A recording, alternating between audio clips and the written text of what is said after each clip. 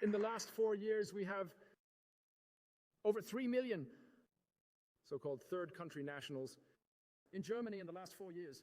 Third country nationals are those who do not come from the European Union, but from many other countries around the world.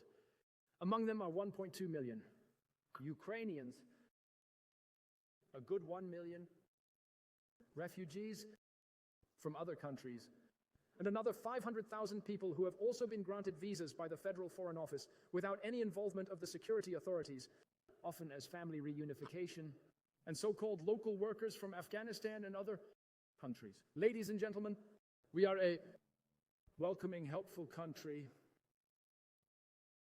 And anyone who has been out and about, I was out and about in the towns and communities, and I was here in the Hochsauerland district and in many other towns too, have always been impressed by the great willingness of the population to help, of the population. There are many families in Brilon, Meschede, Arnsberg, and many other towns that have done a great job. And most of you will perhaps remember that we once had a major relief operation here after Chernobyl, a big relief operation. So as children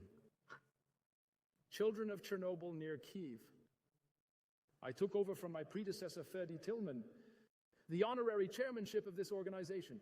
At that time, over 12,000 children from Kyiv and the surrounding area, here in the Sauerland, 4 weeks, 6 weeks, in the families. And as a rule, these were not the families who were doing particularly well, but they were often very simple families where the children lived close together and where the parents said, now move closer together for another 4 weeks or 6 weeks. Someone is coming from Chernobyl. He needs to recover in the Sauerland. And my most impressive encounter was when I was in Oventrup. There in the Grundhalle, I met a woman who had fled from the war in the Ukraine, and who, 30 years ago, here in the Sauerland 30 years ago as a small child to recuperate, and has now returned with her child. And it's absolutely clear that we help such people and that we will continue to help these people, this maltreated country, against Russian aggression in the future. It goes without saying.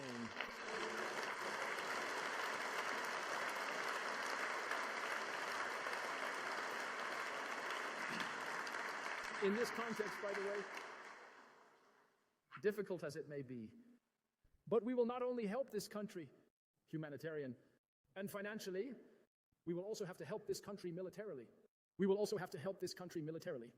And I am extremely disconcerted by the discussion that has been going on in the newspapers for a few days now about additional support, the Ukrainian army to the tune of 3 billion euros. The Federal Minister of Defense called me and asked whether we would go along with this.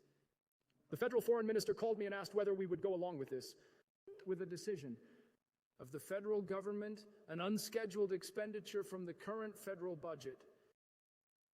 I said I could imagine that. And now we hear that the Federal Chancellor, because of 3 billion, the debt break, because of 3 billion. Ladies and gentlemen, this year, with the debt break, we can incur an additional 50 billion euros in debt. In the supplementary budget for the year of the future, we can run up another 50 billion euros in additional debt. That's how much debt is possible with the debt break. Matthias Kirchhoff burns Schulte as much debt as the state budget of North Rhine-Westphalia. We can take on that much additional debt. And with 100 billion in additional debt, 3 billion for Ukraine should not be possible. That is a shabby political attack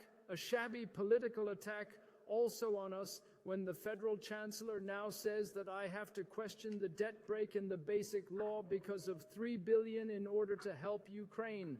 Ladies and gentlemen, we are not going down this road. We can do this from the current budget. And if the federal government makes this proposal, we will not oppose it. But let's make no mistake about that either. This is not a war that is territorially limited to Ukraine. These attacks take place every day and every week on us too. Not with missiles, but with attacks on our infrastructure, on data cables, on our entire IT. I suspect that here in the hall, here in the Schützenhalle, there is a 3-digit number of entrepreneurs and executives from companies in the region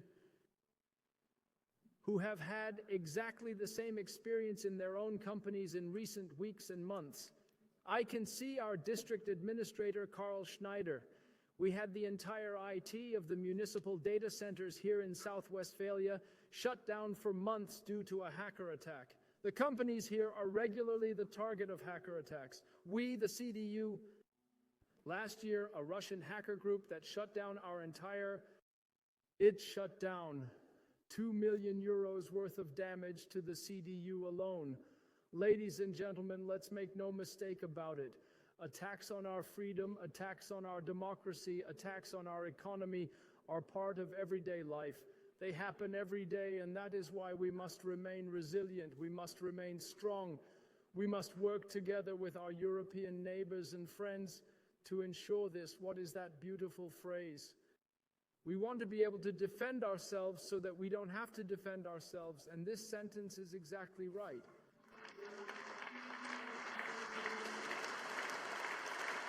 And that will also, in the coming years, whether we like it or not, remain one of the most important tasks for German and European politics. We must set new priorities. Yes, ladies and gentlemen, and I'm saying it as I see it, we are facing a huge effort in this country. Nothing will be in vain. There is no prosperity without effort. There is no future for our country with early retirement, 4-day weeks, and work-life balance. This is what those who can perhaps afford it may imagine. But for the majority of our population, prosperity, freedom, and security in everyday life can only be maintained if we all roll up our sleeves together, make an effort again, and show what this country has to offer. It is much, much more than what we see at the moment and what this coalition is making possible.